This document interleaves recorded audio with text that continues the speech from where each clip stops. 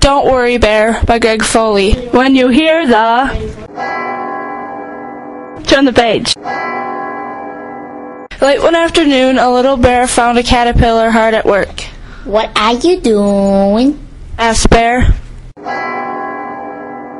I'm making a cocoon, Said Caterpillar. I'll stay inside for a while, but I promise you'll see me again.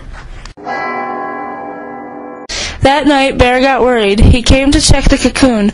Caterpillar said, Don't worry, Bear. I'm not afraid of the dark. He came again on a windy day. Caterpillar said, Don't worry, Bear. A little wind doesn't bother me. He came when it rained. Caterpillar said, Don't worry, Bear. I'm not getting wet. He came when it got cold. Caterpillar said, Don't worry, Bear. I'm very warm and cozy. He brought Mouse to see the cocoon. Mouse said, Don't worry, Bear. I think the caterpillar is sleeping. The little bear stopped worrying about Caterpillar until Bear found the cocoon empty. Then he started worrying all over again.